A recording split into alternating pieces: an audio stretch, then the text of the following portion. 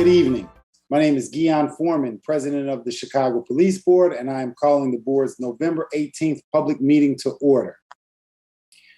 To protect the public's health in response to the COVID-19 pandemic, this meeting is taking place remotely. Pursuant to the Illinois Open Meetings Act, I have determined that holding this meeting in person is not practical or prudent. The city of Chicago remains subject to the governor's disaster proclamation due to the COVID-19 pandemic, and the disease continues to be a threat, especially to the unvaccinated and people with certain health conditions. We are therefore having the meeting remotely this month. This meeting is open to the public via audio conference and is being carried live by CAN TV. Those participating by phone are on mute in order to reduce background noise and disruptions. We have a court reporter making a transcript of this meeting. In addition to the police board members, we have several city officials here with us this evening. I will begin by taking attendance so it is clear who is participating in this meeting. Please say here after I read your name. Police Board Vice President Paula Wolf. Here. Board Member Nanette Dorley. Here. Board Member Michael Eady. Here. Board Member Jorge Montes. Superintendent of Police David Brown. Here. Interim Chief Administrator of the Civilian Office of Public Accountability Andrea Kirsten. Here. Acting Deputy Inspector General for Public Safety Nathaniel Wackman. Here. Deputy Chief of Chicago Police Department's Bureau of Internal Affairs, Michelle Rubino. Here. Chief of Chicago Police Department's Bureau of Patrol, Brian McDermott. Here. Chief of the Chicago Police Department's Bureau of Detectives, Brendan Denahan.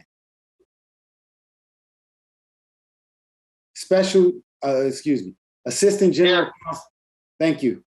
Assistant General Counsel to the Superintendent, Scott Spears. Here. Board Member Jorge Montes. Here. And Executive Director of the Police Board, Max Caproni. Here.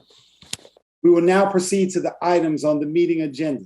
We will have time at the end of the meeting for public comments. Once again, those participating by phone are currently on mute in order to reduce background noise and disruptions. When we get to the public comment portion of the meeting, we will unmute each speaker.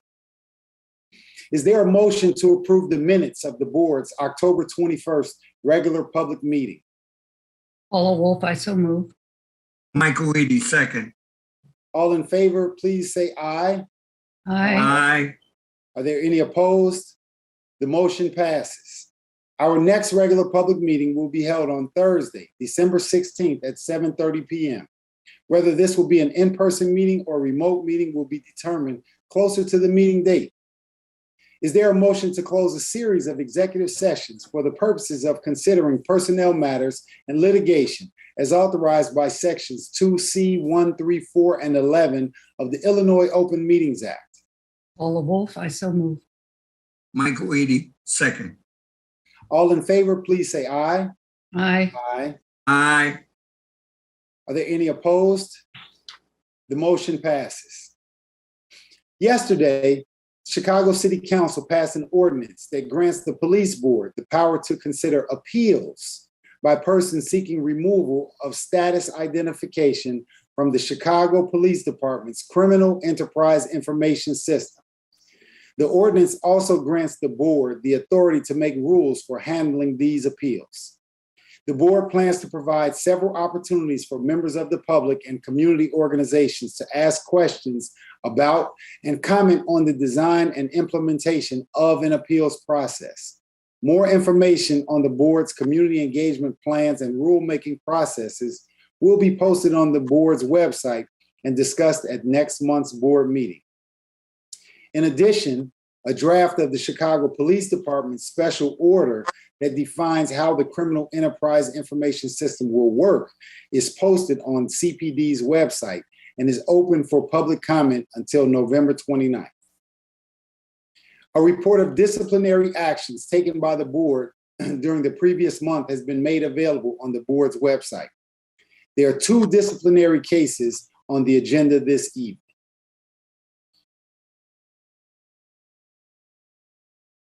The Police Board, as authorized by the Open Meetings Act, has considered in a closed meeting one police disciplinary case. The board will now take final action on this case. Regarding case number 21-PB-2987, the superintendent filed charges against police officer John Catanzara, recommending that he be discharged from the Chicago Police Department for statements made on social media for improperly generating police reports. The superintendent subsequently moved to withdraw these charges because John Catanzara resigned from the Chicago Police Department. Is there a motion to grant the superintendent's motion? Paula Wolf, so moved. Michael Eady, second. I will now call on members of the board for their votes. Wolf, Aye. Durley, Aye. Edie, Montez. You're on mute. You're on mute, Jorge. Aye. And I vote in favor of this motion. Voting in favor are board members Wolf, Durley, Edie, Montez, and myself. The motion passes by a vote of 5-0. The written order in this case will be entered as of today's date, sent to the parties, and then posted on the board's website. There is one additional disciplinary matter on the agenda tonight, and I will make this announcement. Pursuant to section 278130 of the Municipal Code of Chicago, I considered one matter on which the Chief Administrator of the Civilian Office of Police Accountability and the Superintendent of Police did not agree regarding the discipline of a police officer. In request for review number 21-15, the Chief Administrator recommended that Police Officer Brian Collins be discharged from the Chicago Police Department for discharging his firearm at a person without justification. The superintendent objected to the Chief's Administrator's recommendation. The superintendent recommended that the allegation be not sustained. After considering this matter, it is my opinion that the superintendent did not meet the burden of overcoming the Chief Administrator's recommendation for discipline. Based on the facts and circumstances of this matter, an evidentiary hearing before the police board is necessary to determine whether the officer violated any of the police department's rules of conduct, and if so, the appropriate disciplinary action.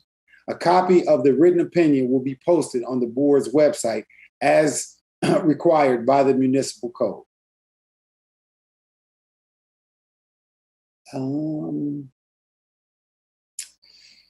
Next up, Superintendent, if you can please give your oral report. Good evening, and thank you, President Foreman. I'd like to start with highlighting a couple of recent arrests and charges for first-degree murder. One with the University of Chicago student, Mr. Zing, and with an armored car robbery murder that occurred where two offenders were charged with first-degree murder as well. And what I want to highlight here is our homicides so far in 2021 that have been cleared have been the most cleared in a single year in the past 15 years. In addition, the clearance rates for homicide range from 39% to 68% across the 5 areas of the city of Chicago. In addition, carjacking arrests are up 70% over last year's number of carjacking arrests that we made, primarily due to our expansion and creation of our carjacking task force. In addition, we have recovered so far this year 10,700 guns illegally possessed by offenders in the city of Chicago. That's on pace with a record number of guns recovered from the streets of Chicago this year, more than we have on record. We also want to highlight the category of robbery in the city. Although carjackings fall into that category, they're the smallest subset of the category of robbery, which is in its 5th consecutive year of decline. And in each of the last 5 years, robberies overall have declined at a record pace, the lowest on record. In addition, the burglary category, burglaries are also in their 5th consecutive year of decline. We have 2 tip lines. I've mentioned this the last police board meeting, but I'm going to keep mentioning it because we need to really penetrate the community with our tip line for both gun trafficking and for homicide cases. If you provide a tip, and you can provide that tip anonymously, that leads to charging and or conviction, you can receive a reward anonymously of $5,000 for gun trafficking tips, and for tips that lead to charges and or convictions for homicide, that reward is up to $15,000 for that anonymous tip. And that tip line number is 833-408-0068.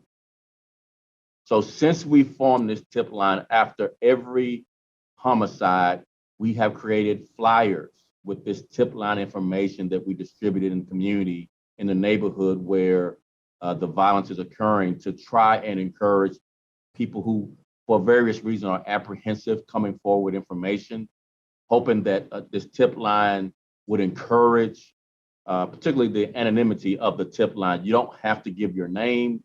You can receive the award. We just want the information to be able to solve even more homicides. So again, $5,000 reward for tips on gun trafficking, $15,000 on tips that lead to charging. And my final comments are this: we made significant progress on our consent decree. We have a long way to go. We have crossed the over 50% compliance threshold. And why that's significant is we started with 11% compliant in our first reporting period. So we just completed our 4th reporting period, and we crossed over 50% compliance with the consent decree. And one of the outputs, what has yielded us encouragement as we proceed and do more in compliance with the consent decree, is this year we have seen a 50% reduction in excessive force complaints. A 50% reduction in excessive force complaints. So the work is not done. No one's bragging, but we're making progress from where we started with 11% compliance in the first reporting period to the 4th reporting period we just completed. We've had 52% compliance with the consent decree. And for the first time, receiving preliminary compliance with our use of force policy. And I know all of you know we're in a consent decree because of our pattern and practice on violating use of force and excessive force. That's why we're in a consent decree. And again, first time since we started the consent decree, we have preliminary compliance with our use of force policies. So a lot of work to do. Our homicides are too high, too many tragedies in our city. We're up 3% on homicides. We're up 8% on our shootings. So we continue to encourage our officers to do the hard work of protecting the people of Chicago, but do it in a way that's constitutional and respectful of the people that we are interacting with. But we are determined to reduce our shootings and homicides in this city. Thank you. Vice President Wolf. Thank you, and congratulations on your compliance, Superintendent, on excessive force. My question is the tip line living up to your expectations? Is it working the way you had hoped? It is, and one of the highlights, although it wasn't a tip line reward, but the armored car robbery murder that happened, it was a double homicide in that attempted robbery. People from the community came forward with information that led us to arrest the offenders within a couple of hours. On the University of Chicago tragic robbery murder of the student, it was a person from the community that gave us a license plate number that led to solving the case. And so we're seeing more than just anecdotal, but those are just two examples. I think the biggest example is that without the help of the community, we can't solve homicide.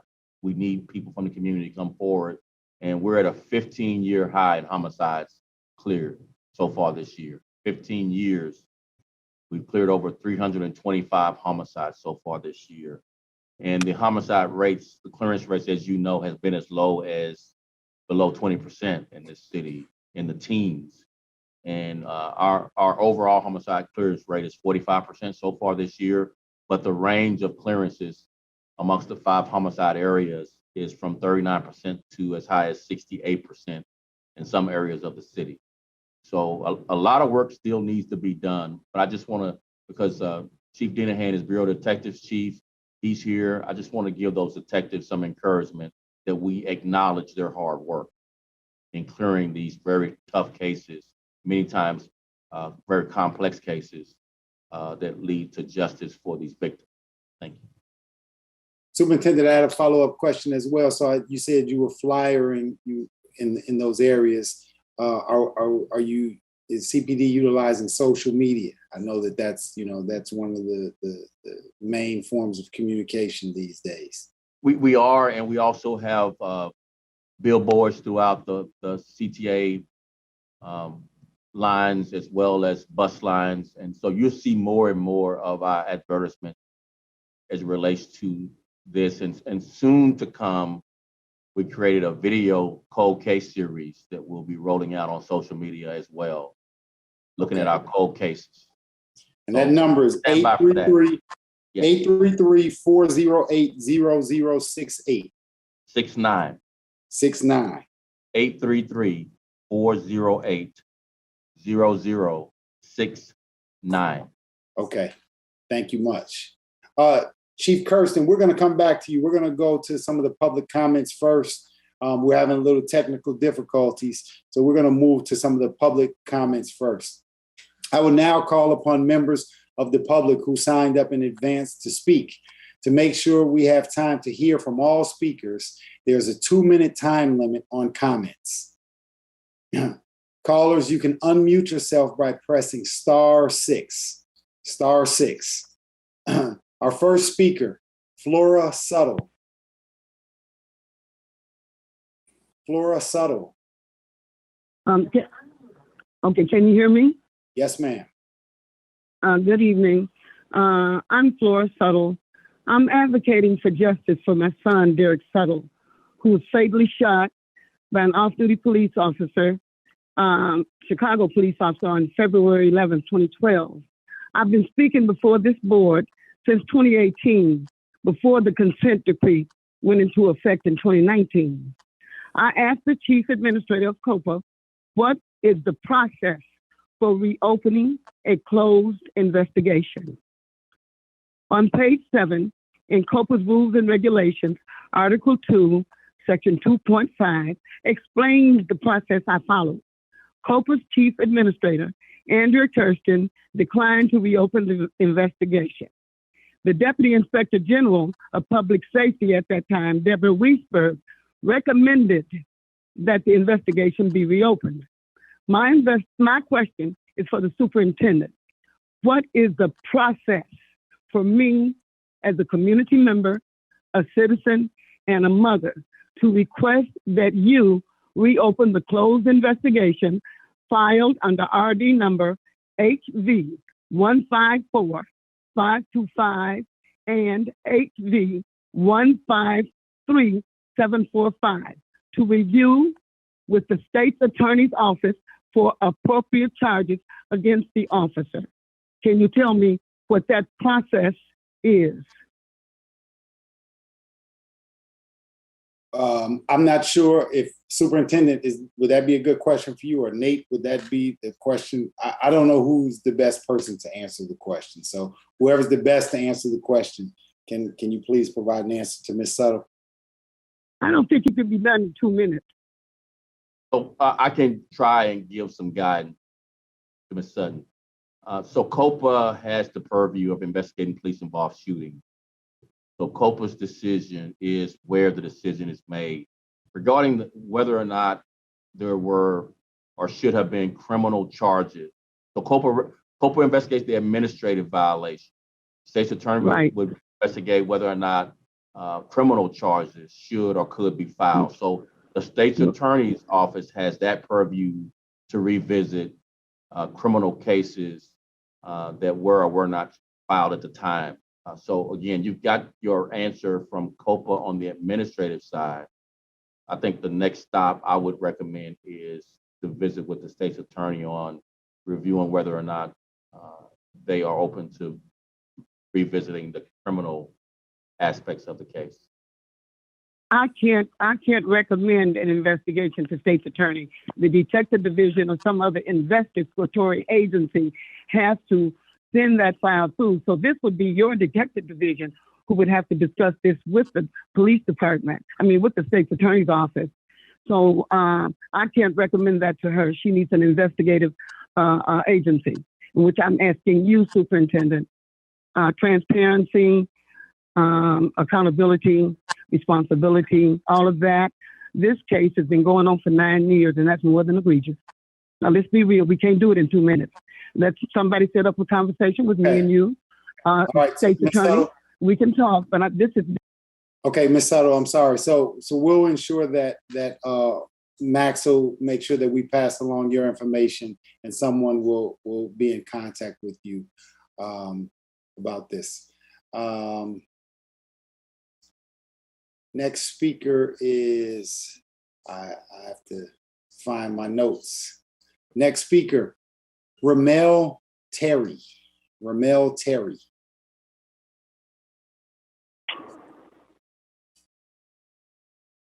Ramel Terry. Next Hello? speaker. Yes. So good evening, everyone. The purpose of me being on this call is I am a community resident as well. And also I work with the Chicago West Side NAACP. I serve as the second vice president. And the reason for me being on this call is some of the concern that I've seen recently in the media as it relates to a recent report released from COPA as it relates to the Anjanette Young case. I want to just share that as an involved advocate in the community, I am 100% for transparency in all aspects. As the previous person just shared, transparency is very important, and I have a concern that we are trying to limit transparency in the reporting of the Anjanette Young case due to playing of politics when this is a very serious matter with all eyes watching. So I do want to be clear that community members, in order to have the best relationship established between law enforcement, we must be transparent. And the actions within the Anjanette Young report demonstrated some way that we can begin to do that. And so I just want to be clear that we can't continue to play politics about serious matters such as this, and that transparency must be first and foremost if we are seeking to establish trust between the community and law enforcement. Thank you. Our next speaker, Hankyo Song. *6 to unmute. Hello, my name is Hangyo Song, and I'm here with the Women's All Point Bulletin and the Chicago Alliance Against Racist and Political Repression. I'm here to hear about the progress of the investigation into Bruce Deicher and his assault against Miss Nikita Brown, and I'm also here to comment on Miss Treasurer Hendricks' death and demand justice for Miss Hendricks. On August 19th, 2021, Treasurer Hendricks was found dead in the RV of CPD officer Charlie Bell, who resigned shortly after. This officer was the last person to see Miss Hendricks alive, and the autopsy found Miss Hendricks died of an alleged accidental overdose. First of all, Miss Hendricks' family members have stated that they do not know of Miss Hendricks using drugs in the past. We also don't know how the drugs got into her system. Did Charlie Bell testify to administering any drugs to her? Second of all, the issue at hand is not Miss Hendricks' drug use. There are reports that keep emphasizing Miss Hendricks' criminal history and their sexual relationship. If she was intoxicated to the point of overdosing, she was not in a position to consent. We know that drug-facilitated sexual assault, or DFSA, is very common, particularly perpetrated by people you know. Ms. Hendricks is not who is being investigated. What needs investigation is what caused her death and Charlie Bell. Stop criminalizing Ms. Hendricks. She is not the one on trial. I would like to know, has this case been referred to the Department of Justice? I know that the case was referred to the Bureau of Internal Affairs. I also know that Detective Montanero, who is supposed to be investigating the case, have threatened Ms. Hendricks' family members if they continue to seek information about what happened to their loved one. Clearly, police officers cannot investigate other police officers. I also have no trust in the BIA either, since it is more cops investigating cops. Finally, is COPA still responsible for the case administratively? Thank you. Chief Kirsten. To answer her final question, there is no administrative investigation that's under COPA's jurisdiction at this time. That's why the matter was referred to the Bureau of Internal Affairs. Should an allegation come up that does fall under COPA's jurisdiction, it is within BIA's ability to send it back to us, or COPA's authority to ask for that investigation to be returned to us. But no allegation has been brought to our attention at this time. In an abundance of caution, we did some preliminary investigative work to determine whether there was an administrative jurisdiction for COPA to exercise. But as I stated, at present, there was not one, which is why the matter remains with the Chicago Police Department at this time. Do you want to provide an update on your investigation? The first question. Chief? I'm sorry, the first question as to the investigation against Bruce Dyker? Or Yes. That investigation was concluded approximately a month ago and is under review by the police department. And we await those results. Thank you. Thank you. Our next speaker, Krista Noel. If you can press *6, Krista Noel. Hello, good evening, everybody. Good evening. First, a recommendation for before you start my 2 minutes. Can I recommend that when the superintendent gives a report that is opened up to the public for Q&A, because I actually have some questions for him. They are, what's the reward for rape? Since we know that rape can be serial rapists and that the majority of serial killers are connected to rape. Also, what's the breakdown by ethnicity of the victim of the murder cases that have been solved? Superintendent, do you have any of those? Sure, yes. So the reward system is through Crime Stoppers. Crime Stoppers has various amounts for different types of crimes. We're just highlighting gun trafficking and homicides from a city perspective. Crime Stoppers still covers rewards for criminal sexual assault and other crimes. We're just highlighting those two particular crimes. And I'm sorry, what was your second question? Well, if you could, at our next meeting, could you have what the reward was for rape? The next one is, what's the breakdown of your homicides that have been? Yeah. So that's a little bit more One. complex. That's a little bit more complex. And what I can do is get your information, and I can have the chief of detectives call you with that information. Okay. But I didn't say race. At ethnicity. I don't believe in race. Okay. So hopefully next month. Okay. So basically, we're talking about transparency, and we have this issue with Ella French, where the release of the information came after Miss French's murder. Now, with that being said, we are now in the process of not releasing the recommendations for Nikita Brown. And we're not releasing we kind of released the recommendations for Anjanette Young.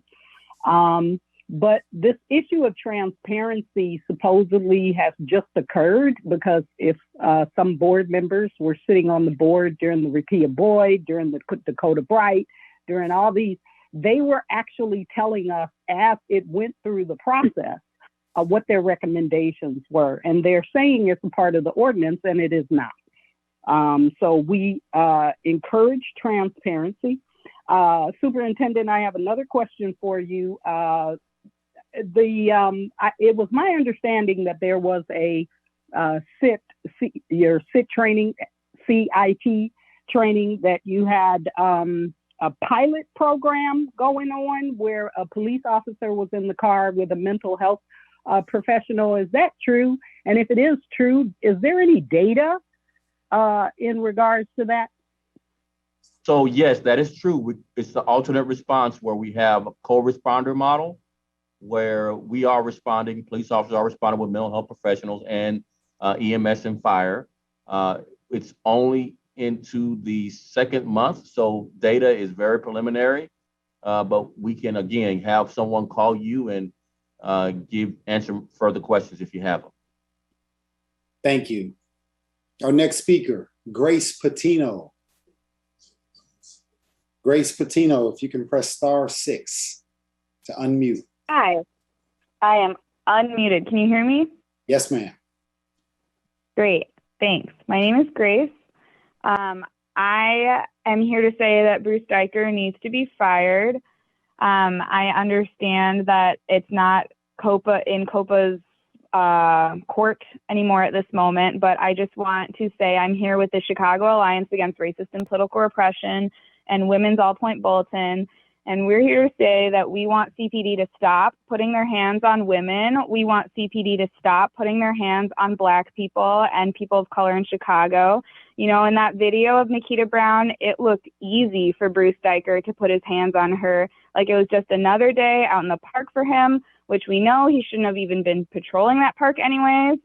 But maybe our police department finds it so easy to put their hands on bodies of color in Chicago because of the very origin of policing in America, which comes from slave patrols back in the day. And I just want to say that seeing that video of Bruce Deicher attacking a Black woman just walking her dog in the park looked like some good old boy stuff, and it made me feel sick. We need to see that report of COPA's recommendation on what to do on this case, and I think the public has the right to know. Thank you. Thank you. Our next speaker, Dodd McLaughlin. *6, Dodd McLaughlin. Hi, can you hear me? Yes, ma'am. Hey, everybody. My name is Dodd McColgan. I'm with the Women's All Points Bulletin and the Chicago Alliance Against Racist and Political Repression. And I'll also be speaking on the case of Treasure Hendricks, who was found dead in the RV of Officer Charlie Bell on August 19th, 2021.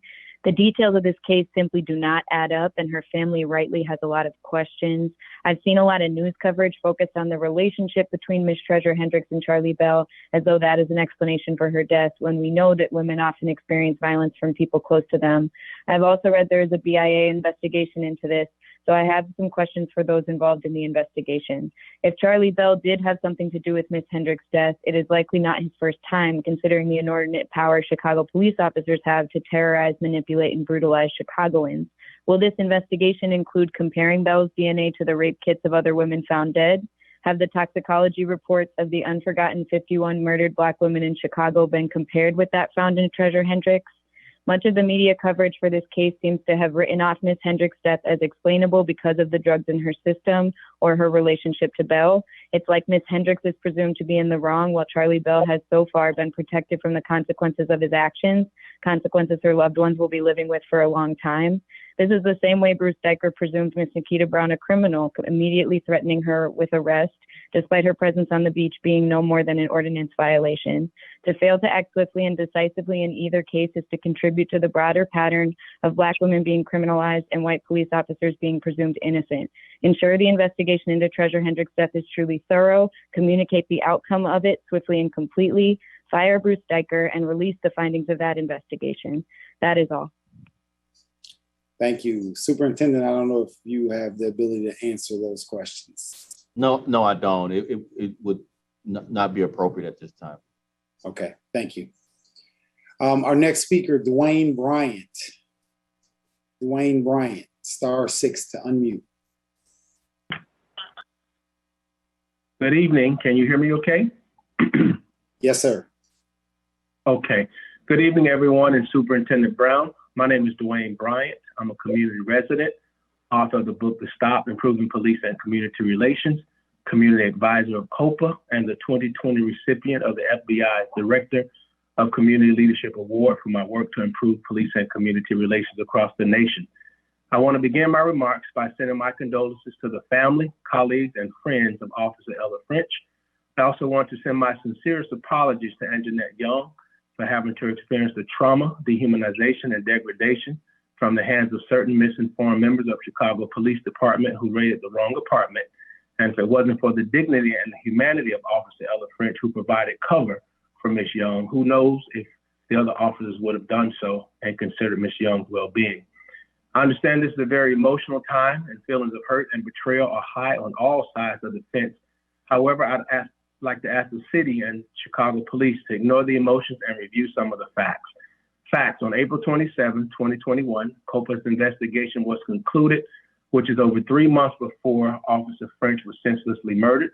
Fact: COPA's vision is to be the leader in police accountability by conducting thorough investigations to advance the culture of policing and to build trust in civilian oversight. If we're going to rebuild trust in police and community, then transparency and truth is a must.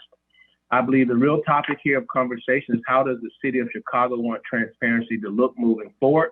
And if an officer has fallen after the report was written, to provide guidance on how responsible agencies such as COPA should respond. We should all remember when COPA released the report, it was April 27th, which is 3 months prior to August the 7th. Lastly, I would like to say that I worked with Andrea Kirsten long before she was nominated for the chief of COPA. And she's been professional. She's highly qualified. She has a heart for law enforcement and the community. She has a strong mind for facts and details. She has led with merit, and she leads COPA with merit in the most excellent way. I believe she has sound judgment. In addition, she's a person who is not disrespectful or would intentionally demean or slander anyone. She is, however, someone who believes in facts are important and so are details. If the city wishes to make an intelligent change to our current policies, I sincerely believe Andrea is the person to lead COPA and will make the necessary steps if there needs to be a change. Again, my apologies to Officer Ella French and my apologies to Anjanette Young. I fully support Andrea Kirsten, and I hope the city and the police department sees her strength and value as the chief of the Civilian Office of Police Accountability. Thank you for your time. Thank you. Our next speaker, Eric Russell. Eric Russell. Hello, can you hear me? Yes, sir. Hello, good evening. My name is Eric. I'm the president of the Tree of Life Justice League, police accountability advocate. We advocate for maybe 40 families nationwide whose loved ones have been brutalized, tortured, or murdered by police. The reason for my call, the first thing, even prior to starting the Tree of Life Justice League, I spent 20 years as a financial executive in the mortgage and insurance industry, and I'm always, despite my knowledge of numbers, I am always amazed at Superintendent Brown's ability to embellish numbers to give the illusion of phantom progress with the police, while many Black and brown communities continue to just languish in a bloody sea of gun violence. But with that being said, that's not the reason for my call. My reason for my call is actually to express some optimism. And the optimism is because of the appointment of Chief Andrea Kirsten as the new chief of COPA. I can tell you emphatically, for a long time, those of us in the activist community and the Black community, we stopped coming down to the police board because it was an exercise in futility. We wouldn't even put people down for victim impact statements. We are, for the first time, it is difficult for me to say something nice about the mayor, but for the first time, I'm glad that Mayor Lightfoot actually deleted her ZipRecruiter app and picked the right person in Andrea Kirsten. This is someone that we are very familiar with, and I applaud her integrity. And what I find most troubling in all is that an investigative agency is now being pulled into politics because her integrity, she submitted a thorough report. And those of us who advocate for police accountability, that's what we're asking for: reform, transparency, and accountability. Create the image of a black person being a violent person. And say that again. I'm sorry, I couldn't hear you. Hello? Please continue, but wrap up your comments. That was someone else who was not on mute, Mr. Russell. Go ahead and wrap up your comments, please. So my comment is that that we support the appointment of Andrea Kirk, someone that we're familiar with, we have worked with, we have seen her. We've seen her work with families that have been victimized. And I really want to say to city council members who are trying to discredit her and say she is disqualified, especially any black council people there. One month you come out and you give an endorsement of the mayor before she even announces. Right. And the Mr. first Russell. time that the mayor gets it right with the appointment of Andrea, you want to question her appointment. And the mayor has had a long line of failed appointments, and this is the first time she's gotten it right. And we wish Chief Kirsten the best. And we want to say shame on the city council members who are her detractors. Thank you, Mr. Russell. Our next speaker, Jennifer Edwards.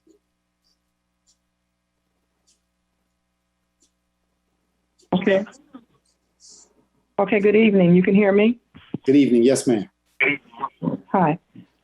Superintendent Brown and Ms. Kirsten, we are calling in to support Sergeant Onetta Sampson, who was carjacked a few weeks ago. Let's look at the history of car thefts in Illinois, which was loosely based on horse thievery law. In Illinois, in the 1800s, self-appointed community-based law enforcement bands were very important for their role against horse thieves. To curb temptation, horse thievery was made a capital offense early in the state's history, whereas murder was treated only as a serious crime. That shows you the differences now.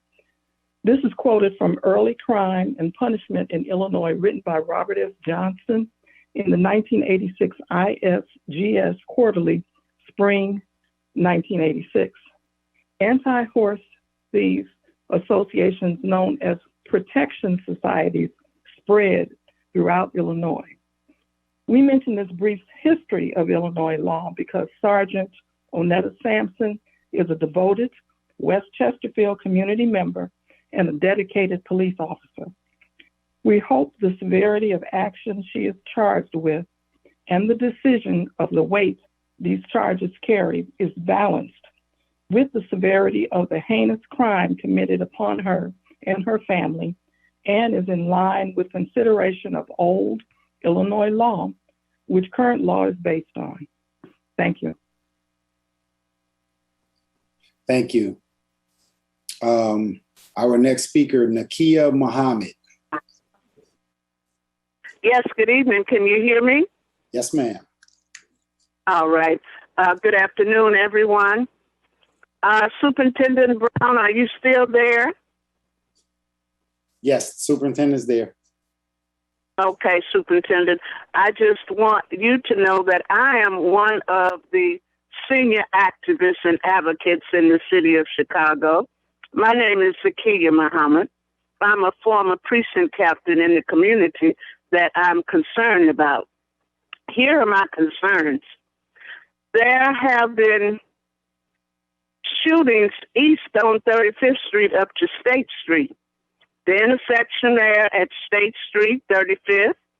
Then Chase Bank Tuesday outside, a shooting. Then at the intersection there at 35th and Cottage Grove on several occasions. It's been there on 35th and Cottage Grove.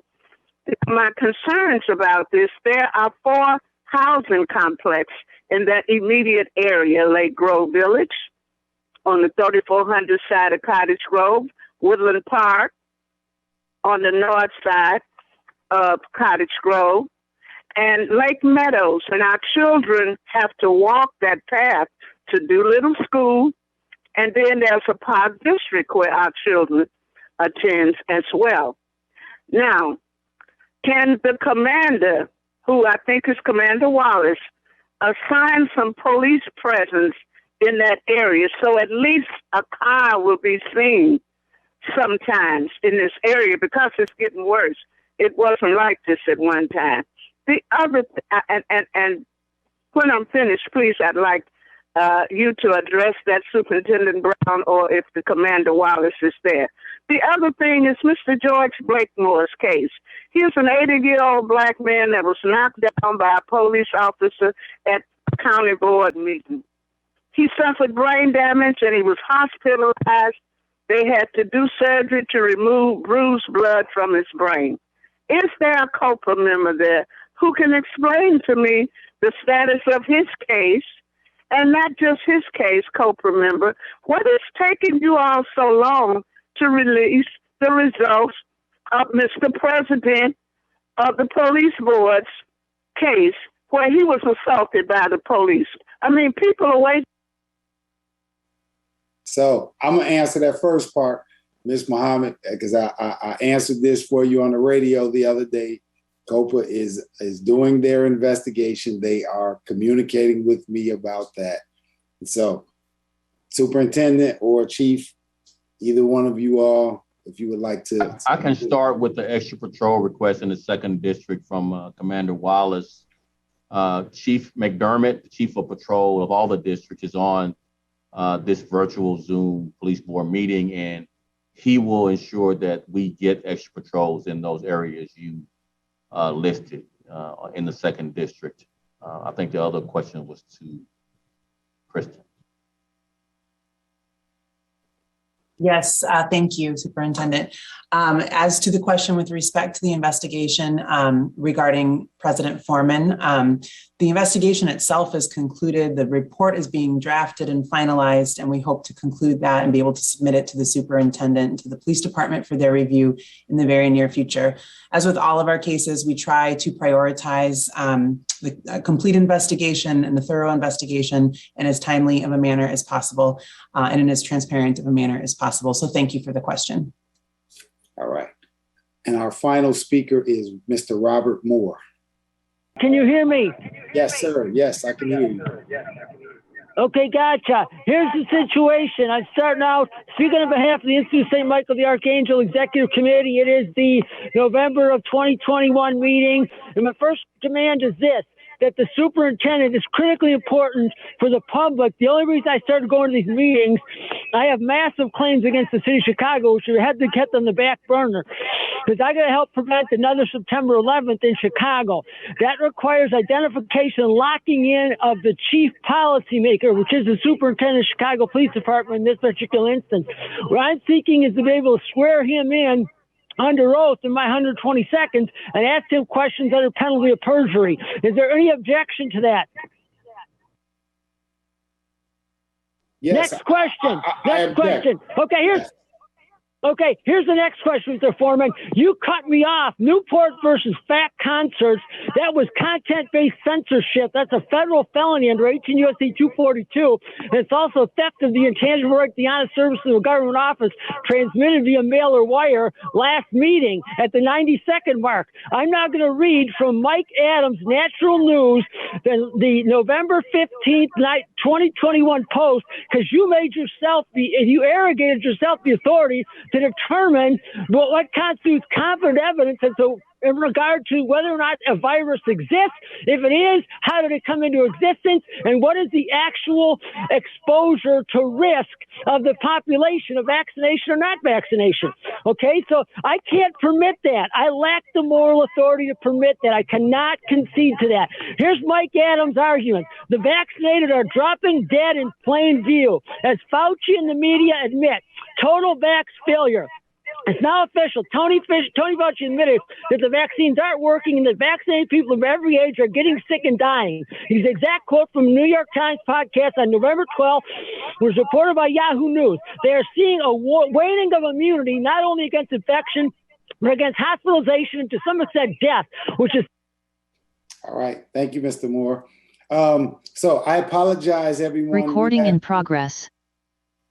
We had a little bit of a technical challenges with the live stream from CAN TV. I've received a lot of text messages about it. So that's the reason why, Chief Kirsten, why I asked you to hold off and provide your comments last. So Chief Kirsten, if you would like to make your public comments. Thank you, President Foreman. I want to begin tonight by extending a sincere and heartfelt apology to the family and loved ones of Officer Ella French. I particularly want to apologize for the fact that now, recording stopped. Amidst your season of grief, Officer French's memory, recording in progress. Officer French's memory, legacy, and sacrifice for our city have become a matter of public controversy. There is truly no greater act of service than laying down one's life for the city they serve as Officer French did. She is to be honored and remembered as a hero. I have profound regret and sadness that the work of our agency has in any way hurt the French family and those who mourn her, and I will work steadfastly to ensure that a situation such as this never happens again. There is more that COPA could have done to message publicly the timeline and the circumstances surrounding Officer French's inclusion in our report. As a city, to truly understand this outcome, how it is we got here, we must understand the timeline of events and the process that governs the work that we do at COPA. First, let me state plainly and unequivocally that COPA did not and never would make a posthumous disciplinary recommendation against any officer, and we did not do so against Officer Ella French. That has been widely reported and is simply false. All disciplinary recommendations COPA made in this matter were made on April 27th, 2021, when our investigation was concluded and the summary report and file were sent to the Chicago Police Department. Officer French's subsequent and tragic murder in the line of duty occurred on August 7th, 2021. Secondly, COPA also had an obligation to publish its report of investigation when and how we did under our ordinance, the consent decree, and applicable FOIA provisions. Under our ordinance, summary reports are to be published once all officers have been served with any applicable discipline. In this case, the superintendent agreed with all of COPA's findings and disciplinary recommendations on July 26th of 2021, but service of discipline on all officers was not complete until November 9th of 2021. But once that occurred, COPA had an obligation to the timely and transparent release of our report, which we did on November 10th, 2021. The conversations around issues of transparency as it relates to police oversight are not new to our city. In fact, the mandate of transparency has been hard fought for change here in Chicago. And COPA, at its inception, was to embody that change. The expectation for COPA, an agency created after the murder of Laquan McDonald, was that we would provide new and transformational levels of transparency. The city's video release policy, our ordinance requiring that COPA publish investigative reports, and the consent decree, which further enshrines those practices, are all the result of thoughtful deliberation and reflection of how best to answer the community's cry for meaningful and transparent oversight.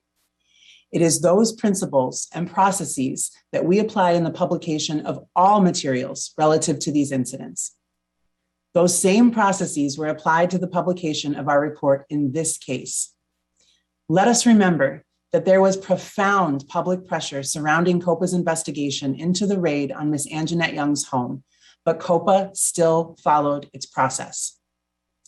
Part of that process meant we were unable to immediately release our report in April while we awaited the superintendent's 90-day review and service of discipline against officers.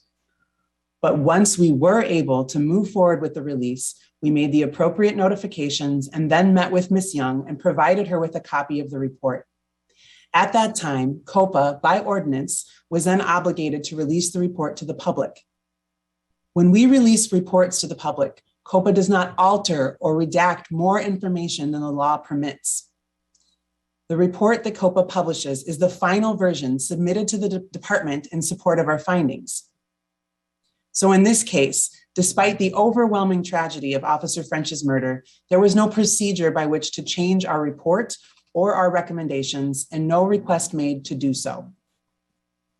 COPA understands the sensitivity of the loss of life in any regard and has seen its impact firsthand. Time and time again, we've sat side by side with mothers, fathers, and loved ones as they've watched videos of their family members perishing after an officer-involved shooting or had to review a summary report of our investigation, which discloses its findings. In those conversations, we've often heard their requests not to release certain materials. Nevertheless, unless prohibited by court order or other law, despite a family's wishes, COPA adheres to the mandated policy and releases the information. As human beings, this is a difficult job, and to do it well, we must make a commitment not to be swayed by public opinion, political pressure, or personal emotion, but to adhere to all of the mandates that govern our agency. Transparency is vital to public trust, but it only works when it's consistent. You have to do it the same way every time, even when it's uncomfortable or hard. That has been COPA's North Star, and our record over the last 4 years reflects that. However, the circumstances of this case have clearly identified the need for further discussion and clarification around how our city wants transparency to function.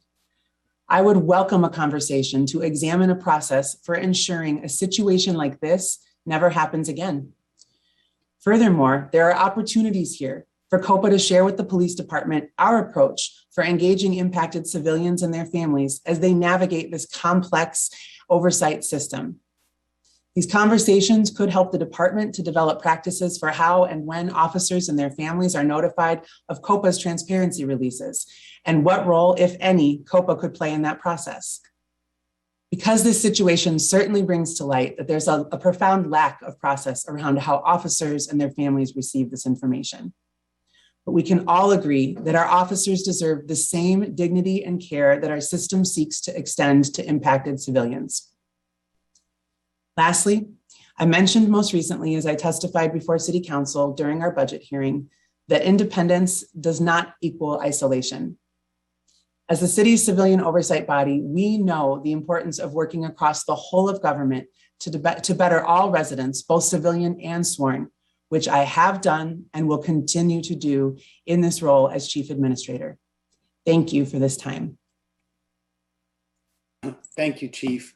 I also had one additional speaker that I failed to call, and that is Laree Suttle. Recording stopped. Miss Laree Suttle, if you can press *6. Can you hear me? Yes, ma'am. Gotcha. So, hello, my name is Laree Suttle. I hope everyone is doing well this evening.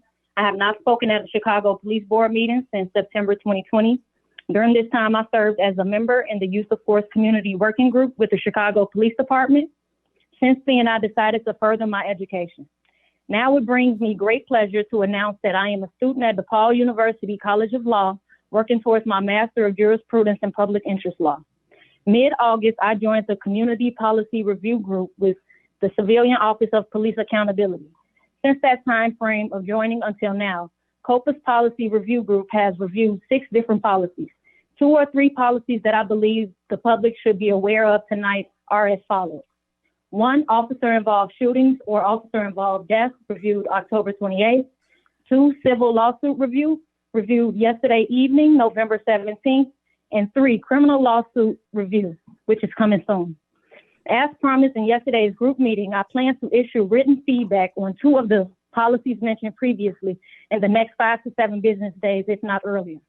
To the current leadership of COPA, thank you for offering me a seat at the table for discussion on subject matters that have deeply impacted my well-being, family's well-being, as well as society as a whole. To my grandmother, Flora Suttle, I love you and thank you for your service. Keep relentlessly pursuing justice for my father, your son, Derek Suttle. I'm with you and members of the community regarding a stronger need for transparency and accountability with respect to police reform in the city of Chicago. To the former Deputy of Inspector General for Public Safety, Deborah Witzberg, and staff at the City of Chicago Office of Inspector General, your work ethic is prolific. Thank you for all that you do and congratulations for being in full compliance with the guidelines set forth in the consent decree. Best wishes. To the members of the board, thank you for all that you each do in your individual capacity, and let's keep healing Chicago. Thank you.